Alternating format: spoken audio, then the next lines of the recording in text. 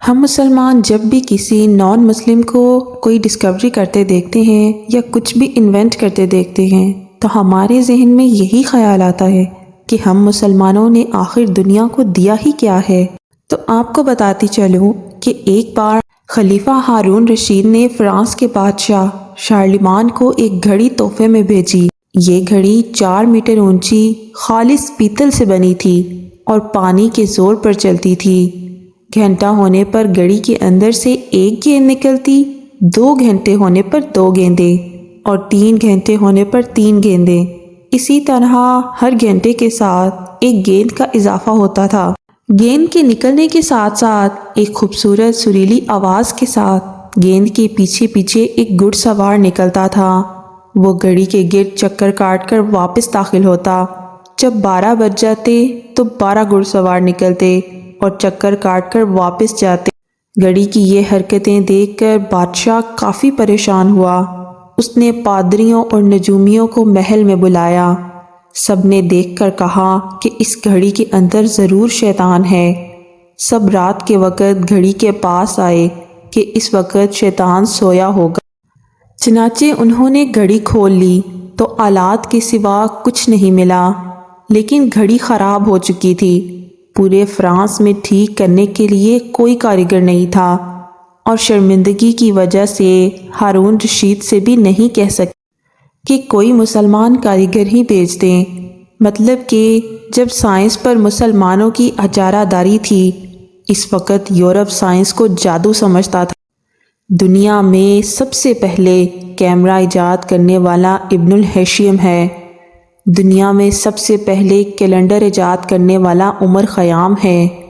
Operation کرنے سے پہلے مریض کو بے ہوش کرنے کا طریقہ متعارف کرنے والا زکریا رازی۔ دنیا میں الجبرا ایجاد اور متعارف کرانے والا موسیٰ الخوارزمی ہے۔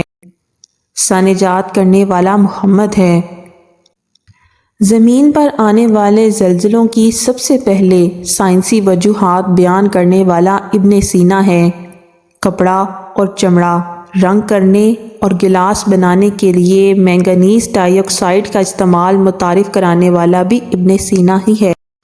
لیکن ان مسلم سائنسدانوں کا جو حشر خود مسلمانوں کے ہاتھوں ہوا، وہ عوام کو نہیں بتایا جاتا، بلکہ بڑے فخر سے کہا جاتا ہے کہ وہ ہمارے مسلم سائنسدان تھے۔ لیکن علم کا کوئی مذہب نہیں ہوتا۔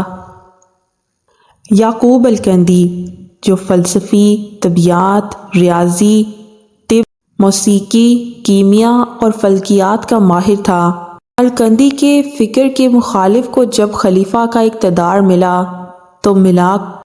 تو ملا کو خوش کرنے کی خاطر الکندی کا کتب خانہ ضبط کر کے اس کو 60 برس کی عمر میں سرے عام کوڑے مارے گئے۔ ہر کوڑے پر الکندی تکلیف سے چیخ مارتا تھا اور تماش بین عوام کہکا لگاتے تھے۔ ابن رشد، یورپ کے نشاط ثانیہ میں کلیدی کردار ادا کرنے والے اندلس کے مشہور عالم ابن رشد کو بے دین قرار دے کر اس کی کتابیں نذر آتش کر دی گئیں۔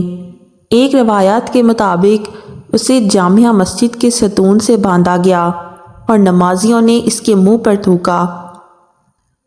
اس عظیم عالم نے اپنی زندگی کے آخری ایام ذلت اور گمنامی کی حالت میں بسر کیے۔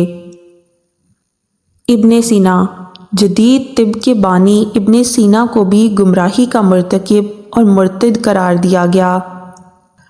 مختلف مسلم حکمران اس کے تعاقب میں رہے، وہ جان بچا کر چھپتا رہا۔ اس نے اپنی وہ کتاب جو 600 سال تک مشرق اور مغرب کی یونیورسٹیوں میں پڑھائی گئی، یعنی القانون فی الطب، حالت روپوشی میں ہی لکھی۔ زکریا الرازی، عظیم فلسفی، کیمیا دان، فلکیات دان اور طبیب، زکریا رازی کو جھوٹا، ملحد اور کافر قرار دیا گیا۔ حاکم وقت نے حکم سنایا کہ رازی کی کتابیں اس وقت تک اس کے سر پر ماری جائیں جب تک یا تو کتاب نہ پھٹ جائے یا رازی کا سر۔ اس طرح بار بار کتابیں سر پر مارے جانے کی وجہ سے رازی اندھا ہو گیا اور اس کے بعد موت تک کبھی نہ دیکھ سکا۔ جابر بن حیان، جسے مغربی دنیا کے لوگ جدید کیمیا کا فادر کہتے ہیں، جس نے کیمیا، طب، فلسفہ اور فلکیات پر کام کیا، جس کی کتاب الکیمیا اور کتاب السابعین صرف مغرب کی لائبریریوں میں ملتی ہے۔ جابر بن حیان سے بھی حاکم وقت نے انتقامی سلوک رکھا۔ ان مسلمان سائنسدانوں کا حشر کرنے والے غیر مسلم نہیں تھے، بلکہ وہی مسلمان عوام تھی جنہیں ان کا احسان مند ہونا چاہیے تھا، لیکن جہالت اور گمراہی میں صرف انہوں نے اپنا ہی نقصان کیا۔